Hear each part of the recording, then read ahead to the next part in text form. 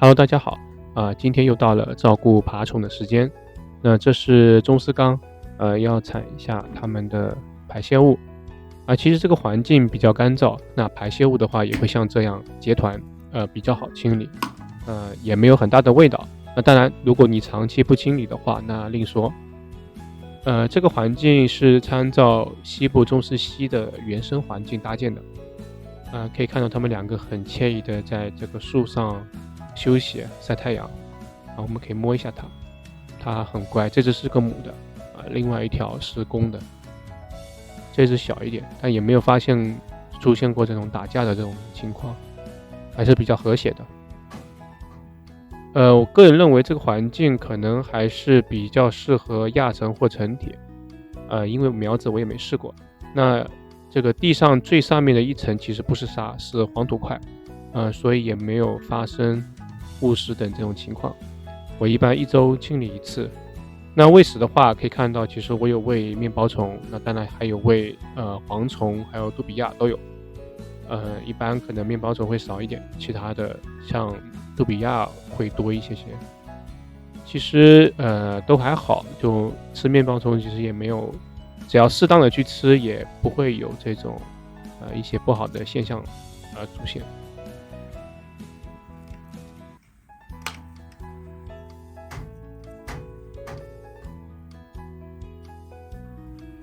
接下来轮到龟缸。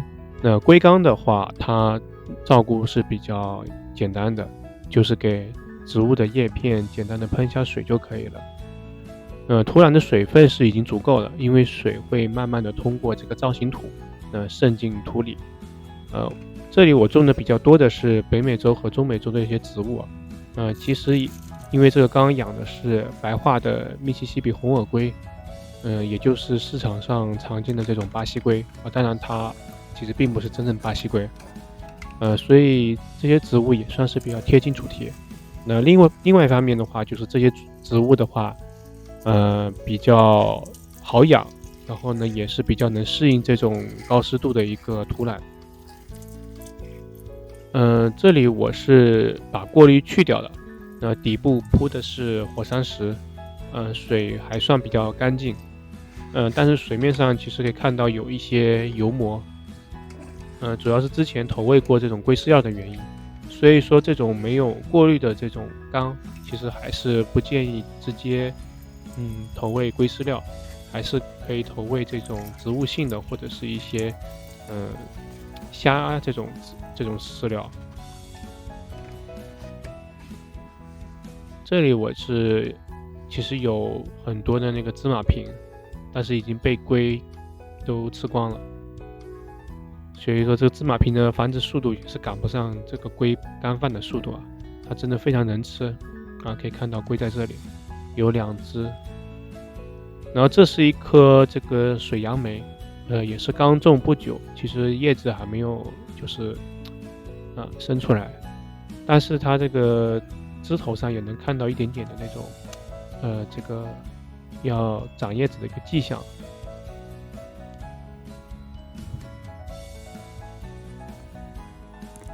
接下来是看到我淘宝上送过来的2个小盒子，这个呢其实是鼠妇，应该是菊化的鼠妇。我是打算把它放在一个那个植物的缸里面它也不叫是雨林缸吧，就是算是森林缸这种作为一个分解者。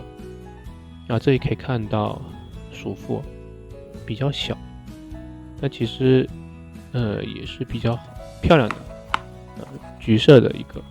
那这里其实考虑的是它毕竟是作为这种分解者的存在，其实前提是要比较好养不想养这种比较饲养难度比较大的一些鼠妇，就尽量不需要照顾这种。其实挺小的，很欢快。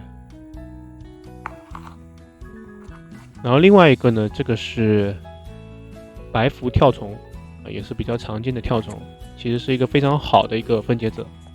基本上玩雨林缸的人如果有饲养动物的话，其实都会放这些东西。当然，这防止能力应该也是比较强的。这里我不知道能不能看得到，因为它实在是非常的小，可以看到这种会动的这种白色的，其实就是因为太小了，这个可能只有微距才能拍的比较清晰。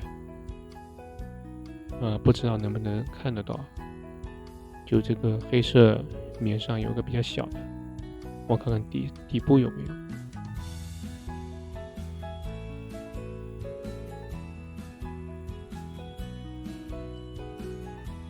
有看见会有在动的东西吧？这个白色的，应该都在底部。底部看一下。这里有看到吧？这个在动的这些其实都是那个跳虫。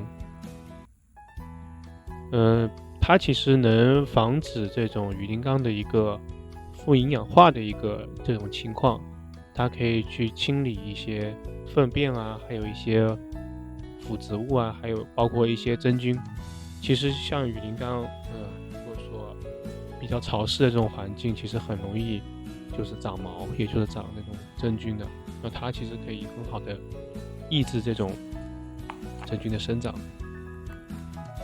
这鼠妇和跳虫已经放进去了，我是连同海绵跟纸团一起扔进去。反正扔进去之后呢，它们也会消失的无影无踪。这个缸其实也是刚开不久，像植物的话也没有完全的长开，那长开之后可能会更好看一点。